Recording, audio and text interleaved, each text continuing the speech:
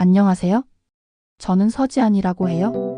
33, 응급실에서 야간 근무를 도로 시작한 새내기 아내였어요. 신혼집은 크지도 화려하지도 않았지만 현관 비밀번호를 누르고 들어와 남편 윤태호에 왔어? 한마디 들으면 그날 피곤이 사라지곤 했어요. 작은 식탁에 반찬 2가지 올리고 저는 오늘은 괜찮았어? 물었고 남편은 늘 그럭저럭이었어 웃었어요. 그 평범한 대화가 제가 꿈꾸던 가정의 모양 같았어요.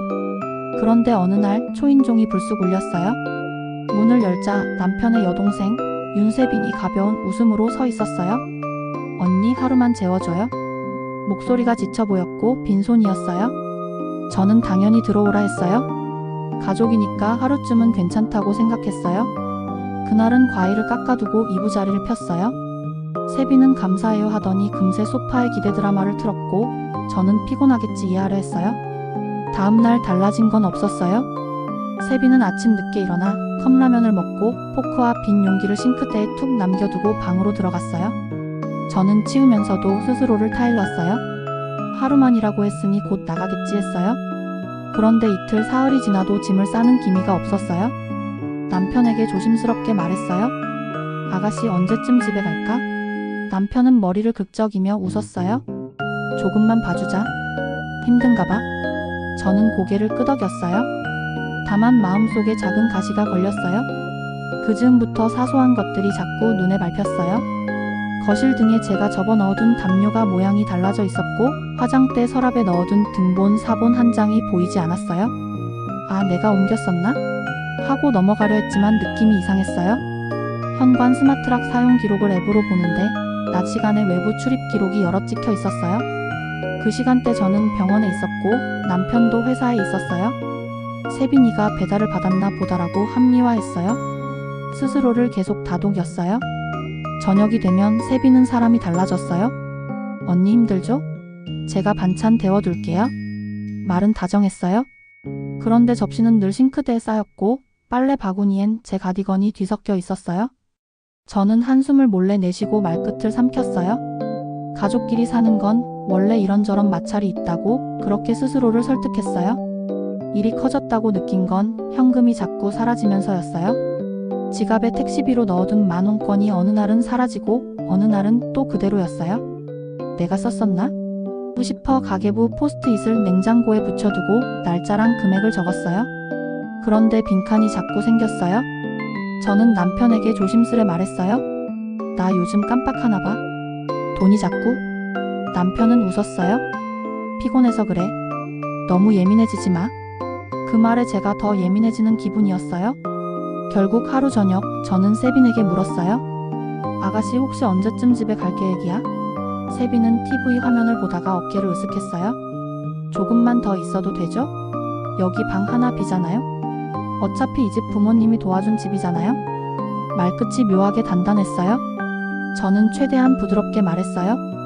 우리가 신혼이라 서로 편히 지내는 게 좋을 것 같아서. 세빈은 고개를 끄덕였지만 눈웃음은 금세 지워졌어요. 그 표정이 이상하게 마음에 남았어요. 그날 밤 야간 근무를 나가려는데 현관 앞에 큰 더플백이 비스듬히 놓여 있었어요. 손잡이에 남의 집 먼지 냄새 같은 게 스쳤어요. 출근길에 저는 복도 CCTV가 설치돼 있다는 안내문을 처음으로 제대로 읽었어요. 마음이 콕 하고 눌렸어요. 괜히 기록을 보고 싶다는 생각이 들었어요. 증거라는 단어가 뇌리를 스쳤어요. 저는 원래 우는 대신 캡처하는 사람이었어요. 새벽 5시 환자 이송을 마치고 잠깐 휴게실에 앉았을 때였어요. 휴대폰이 2번 진동했어요. 소액결제 인증번호, 대출 실행 알림이 줄줄이 올라왔어요. 저는 얼어붙은 손으로 화면을 밀었어요. 사용 IP는 집으로 찍혀 있었어요. 머릿속이 하얘졌어요. 그 순간 현관 비밀번호를 누르던 낮 시간의 로그들이 사라진 등본, 사본이 더플백의 묵직함이 한 줄로 이어졌어요. 저는 숨을 길게 들이쉬고 알림을 전부 캡처했어요. 그리고 마음속으로 조용히 말했어요. 오늘부터 감정 대신 기록으로 싸우겠다고요. 다음 근무 교대를 마치면 저는 집으로 바로 가지 않을 거였어요. 이제 누가 내 삶을 손댔는지 확인해야 했어요. 지금 생각해보면 그날 이후 제 삶은 조금씩 기울고 있었던 것 같아요. 그땐 몰랐지만 집 안 어딘가에서 무언가가 조금씩 삐걱거리고 있었어요. 남편은 여전히 착했어요. 하지만 그 착함이 너무 멀게 느껴졌어요. 세빈이와 단둘이 있을 때면 집 안 공기가 달라졌어요. TV 소리가 이상하게 크게 느껴지고 냉장고 돌아가는 소음마저도 귀에 거슬렸어요. 그날도 남편은 늦었어요. 퇴근이 늦어진다며 문자를 남기고 집엔 저와 세빈 둘뿐이었죠. 저는 소파를 정리하며 말했어요. 아가씨 방 정리는 좀 해요? 어제부터 빨래며 쓰레기며 너무 쌓였어요. 세빈은 핸드폰을 만지며 고개도 안 들고 말했어요. 언니 왜 그래요? 어차피 청소는 언니가 잘하잖아요. 전 요리할 줄도 모르고 그냥 이렇게 쉬는 게 낫죠? 그 말투가 너무 당당해서 말문이 막혔어요. 하지만 그날 밤 제 지갑을 열어보니 넣어둔 현금이 또 사라져 있었어요. 택시비로 남겨둔 3만 원이 SP 사라졌죠. 손끝이 떨렸어요. 설마라는 생각이 스쳤지만 이미 마음속에 답이 있었어요. 그래도 증거가 없으니 말을 할 수도 없었죠. 다음날 저는 마음을 다잡고 CCTV를 확인하기로 했어요. 복도 끝에 설치된 작은 카메라. 관리실에 부탁해 열람을 요청했어요. 관리인은 난처한 얼굴이었지만 제가 병원에서 근무한다는 걸 알고 도와줬어요. 영상 속에는 세빈이 큰 가방을 메고 집을 나서는 모습이 찍혀 있었어요. 그날은 제가 밤새 근무하던 날이었죠. 영상을 보는 순간 머리가 띵했어요. 그 가방에 뭐가 들어있었을까? 그날 저녁 남편이 퇴근하자마자 영상 이야기를 꺼냈어요. 여보, 우리 복도 CCTV에 아가씨가 가방 메고 나가는 거 찍혔어요. 내가 병원에 있던 날이었어요. 남편은 숟가락을 내려놓고 한참 동안 말이 없었어요. 설마 그거 그냥 외출한 거겠지? 외출이면 왜 몰래 나가요? 나가면 말이라도 해야죠. 그때 세빈이 방에서 문을 열고 나왔어요. 언니 또 뭐해요? 나 그냥 친구 만나러 갔어요. 그날 밤이요? 새벽 1시에? 세빈은 입꼬리를 살짝 올리며 말했어요. 언니, 요즘 세상에 새벽에도 카페 열어요? 그 웃음이 너무 싸늘했어요. 그날 이후로 저는 모든 걸 기록하기 시작했어요. 현관문 출입 로그, 결제 알림 문자, 심지어 냉장고 앞 물건까지 사진으로 찍어뒀어요. 그리고 제 친구이자 변호사인 소율에게 전화를 걸었어요. 소율아, 나 이상한 일이 계속 생겨. 소율은 조용히 제 말을 듣고는 단호하게 말했어요. 지아나, 감정 섞지 말고 증거만 모아. 나중에 말싸움 되면 이긴 사람은 증거 가진 사람이야. 그 말이 마음에 박혔어요. 며칠 뒤 새벽 근무 중 또다시 휴대폰이 울렸어요. 신규 대출 실행이라는 문자가 연달아 떴어요. 손끝이 차가워졌어요. 발신 IP는 우리 집 주소였어요. 순간 머릿속이 하얘졌어요. 집이 내 이름이 누군가에게 열리고 있었어요. 퇴근길 저는 남편에게 그 사실을 말했어요. 여보, 내 이름으로 대출이 실행됐어요. 집에서요? 남편은 믿기 힘들다는 표정이었어요. 그럴 리가 없잖아. 아가씨가 그런 걸 할 줄 알겠어? 그럴 리가 없다고만 하지 말고 은행에 확인해봐요. 남편은 결국 은행에 전화했어요. 그런데 돌아온 답은 너무나 냉정했어요. 확인 결과 고객님 명의로 등록된 공동기기에서 실행된 기록이 있습니다. 그날 밤 집은 이상하게 고요했어요. 세빈은 방에 들어가 문을 잠갔고 남편은 술을 마셨어요. 저는 휴대폰 알림을 캡처하며 생각했어요. 이건 단순한 가족 문제나 성격 차이가 아니에요. 내 삶을 누군가 훔쳐가고 있는 거예요. 불안과 분노가 동시에 치밀었어요. 하지만 이상하게 눈물은 안 났어요. 그 대신 머릿속이 정리됐어요. 그래, 이제 시작이야. 내가 잃은 게 뭔지, 누가 빼앗았는지 끝까지 확인해 볼 거야. 그때부터였어요. 저는 감정이 아니라 증거로 싸우는 사람이 됐어요. 다음날 관리실에서 받은 영상 파일을 USB에 옮기고 대출 내역과 문자 캡처를 함께 저장했어요. 그리고 스스로에게 다짐했어요. 울지 말자. 대신 기록하자. 그날 밤 저는 남편이 술에 취해 잠든 거실에서 작은 노트를 폈어요. 첫 줄엔 이렇게 적었어요. 4월 19일 내 이름이 사라지기 시작한 날. 친정으로 나와 며칠을 지내는 동안 저는 한숨 돌리는 법을 잊은 사람처럼 살았어요. 병원에서 돌아오면 눈을 감아도 머릿속은 집에 남은 흔적들로 가득했어요. 남편의 잠든 얼굴, 세빈이의 웃음소리, 그리고 문득 떠오르는 그 말, 이 집은 부모님이 해준 집이잖아요. 그 한마디가 계속 귓가에 맴돌았어요. 하루는 퇴근길에 소율이에게서 연락이 왔어요. 지아나, 그 대출건 말이야. 이상한 점이 하나 있어. 뭔데? 내 명의로 열린 계정 중 하나가 너도 모르게 가족 인증 기기로 등록돼 있었더라. 가족 인증? 응. 예전에 누가 내 공인인증서를 같이 썼거나 휴대폰을 연결했을 수도 있어. 혹시 남편이나 시누이가 그런 적 있어? 그 말을 듣자 오래된 장면이 떠올랐어요. 결혼 전 남편이 동생이 인터넷 뱅킹을 잘 몰라서 내 휴대폰으로 인증 좀 도와주라 하던 그날이요. 저는 아무 생각 없이 승인 버튼을 눌렀어요. 그게 지금까지 연결돼 있었다는 걸 이제야 알게 됐어요. 그럼 그 경로로 내 정보가 빠져나간 거야? 소율은 한숨을 쉬었어요. 가능성 높아? 지아나, 이건 단순한 가족 문제 아니야? 법적으로 명예 도용이야. 형사팀에 아는 사람 있지? 응, 고등학교 때 친구가 경찰이야. 도연이라고? 좋아. 그 친구한테 사실관계부터 정리해달라고 부탁해. 그날 밤 저는 도연에게 전화를 걸었어요. 오랜만이라 어색했지만 그는 금세 진지한 목소리로 물었어요. 세빈이라는 사람이 집에 눌러앉아 있고 내 명의로 대출이 났다. 응? 근데 남편은 아직도 동생을 믿고 있어? 지아나, 감정 섞지 마. 일단 자료부터 정리해. 내가 내 말만 믿고 움직일 순 없잖아. 그의 말은 냉정했지만 맞는 말이었어요. 저는 증거를 전부 모아서 파일로 보냈어요. 스마트락 출입 기록, CCTV 캡처, 문자 알림, 계좌 내역까지. 이틀 뒤 도연이 전화를 걸어왔어요. 확인해봤는데 남편이 예전에 자기 아이디로 동생 휴대폰을 보조기기로 등록했더라. 내가 말한 가족 인증이 그거야? 그 기기에서 4명의 대출이 실행된 게 맞아? 결국 남편이 길을 열어준 셈이네. 의도적이진 않겠지만 결과적으로 그래. 근데 문제는 그럼에도 불구하고 내 남편은 지금 공범이야. 전화를 끊고 한참을 앉아 있었어요. 공범이라는 단어가 가슴에 꽂혔어요. 남편이 동생을 지켜주려는 마음은 알겠지만 그게 결국 나를 버린 일이었다는 걸 그제야 실감했어요. 그날 밤 남편에게 전화가 왔어요. 지아나, 집에 좀 와줄 수 있을까? 나 큰일 났어. 목소리가 떨리고 있었어요. 무슨 일이야? 집이 털렸어. 통장, 서류, 시계 다 없어졌어. 세빈이 그 애가 도망갔어.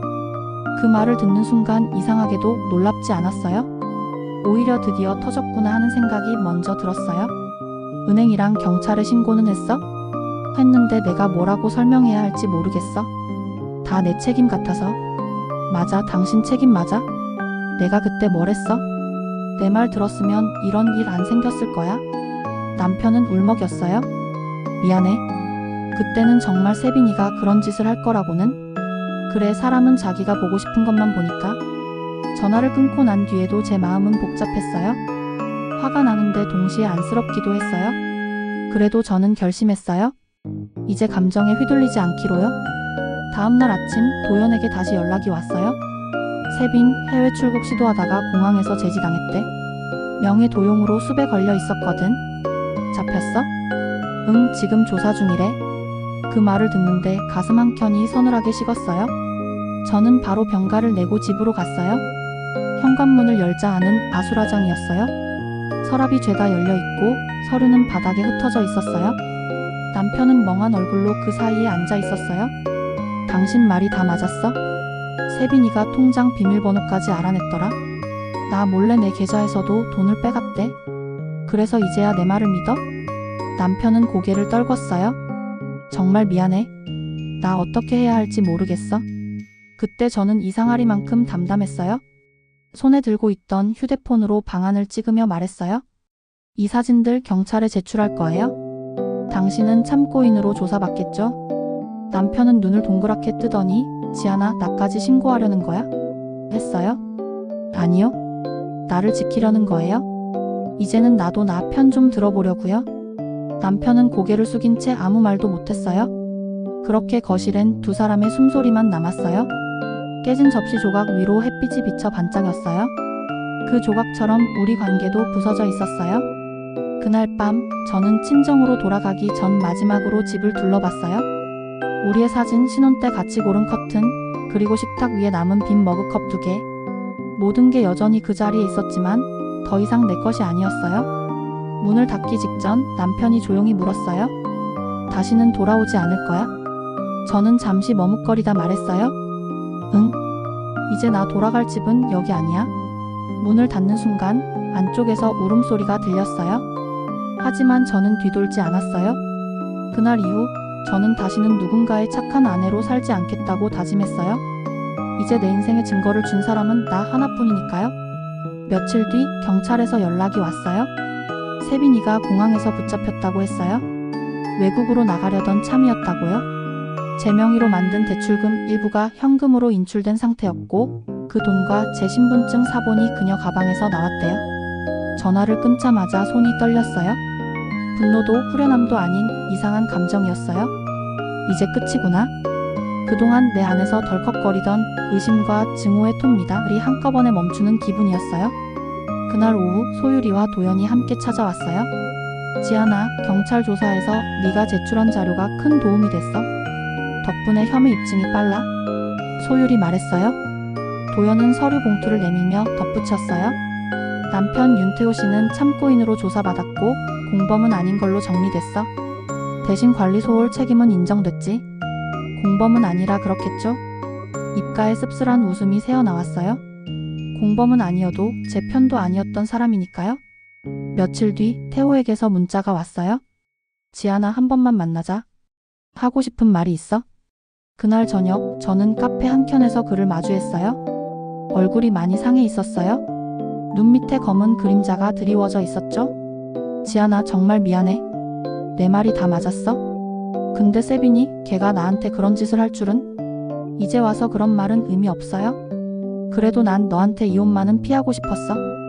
다시 시작하면 안 될까? 그 말이 참 잔인하게 들렸어요. 이제야 나를 믿는다는 사람의 얼굴은 너무 늦게 깨달은 죄인의 얼굴 같았어요. 태호 씨, 당신은 나를 의심했어요? 동생은 믿고 나는 내쫓았어요? 그게 결혼이라고 생각했어요? 난 그날 이후로 마음이 끝났어요. 나 정말 후회하고 있어. 세빈이도 이제 벌 받을 테니까. 그건 세빈이 일이고 당신 일은 따로 있어요. 그때 저는 준비해온 서류를 내밀었어요. 이혼 합의서예요. 위자료는 세빈이가 훔친 돈 일부로 정리했고 남은 건 당신이 책임져야겠죠? 그는 놀란 얼굴로 종이를 바라봤어요. 나까지 이렇게 해야 해? 당신은 한 번도 내 편이 아니었어요? 그게 나를 가장 아프게 한 일이에요? 태호는 한참 동안 아무 말도 하지 못했어요. 손끝이 떨리더니 결국 고개를 숙였어요. 정말 나 같은 인간은 벌 받아야 해. 저는 자리에서 일어났어요. 이제 서로 벌은 충분히 받았잖아요. 다만 저는 이걸로 끝낼래요. 창가에 비친 제 얼굴은 낯설 만큼 담담했어요. 며칠 후 이혼 절차는 생각보다 빨리 끝났어요. 세빈은 명예도용과 절도 혐의로 구속됐고 법정에서 고개를 숙인 채 아무 말도 하지 않았어요. 시부모님은 법정 뒷자리에서 울었고 태호는 그 옆에서 무표정하게 앉아 있었어요. 저는 끝까지 그들을 보지 않았어요. 판사가 의사봉을 두드릴 때까지 눈을 한 번도 들지 않았어요. 이혼이 확정된 날 저는 혼자 법원을 나섰어요. 바람이 매섭게 불었지만 마음은 묘하게 가벼웠어요. 손에 쥔 판결문이 뜨겁게 느껴졌어요. 내 인생을 되찾았다는 증거였어요. 그날 저녁 소율이 전화를 걸었어요. 이제 진짜 끝이네. 앞으로 뭐 할 거야? 글쎄 일단 잘 자야겠지. 그동안 너무 못 잤어? 잘했어, 지아나. 울지 않고 끝낸 거 그게 진짜 용기야. 그 말을 듣는 순간 눈가가 뜨거워졌어요. 소율아, 나 이제 누가 뭐래도 내 편은 나밖에 없다는 걸 알겠어? 집으로 돌아오는 길 노을이 지고 있었어요. 붉은 하늘 아래로 그림자가 길게 늘어졌어요. 저는 조용히 속삭였어요. 이제부터는 나를 믿을 거야. 나를 지킬 거야. 며칠 후 병원에 복귀했어요. 오랜만에 맡는 소독약 냄새가 낯설지 않았어요. 환자의 손을 잡으며 웃을 수 있었어요. 밤이 깊어 퇴근하려는데 휴대폰이 울렸어요. 모르는 번호에서 온 문자였어요. 윤세빈 출국 시도 중 공항에서 제지됨. 현재 구치소 이감 중. 잠시 화면을 바라보다가 천천히 폰을 껐어요. 이제 그 이름이 나를 흔들지 않았어요. 창문 너머로 달빛이 들이쳤어요. 저는 가방 속 작은 노트를 꺼내 마지막 페이지를 펼쳤어요. 5월 10일 나는 나를 되찾은 날. 그 아래 조용히 한 줄을 덧붙였어요. 가족이 내 편이 아니면 내 가족은 나 자신이다. 그리고 펜을 덮었어요. 긴 싸움이 끝나고 드디어 제 안에도 평화가 찾아왔어요. 그날 밤 저는 오래간만에 깊이 잠들었어요. 누구의 아내도 누이도 아닌 오직 나로서요.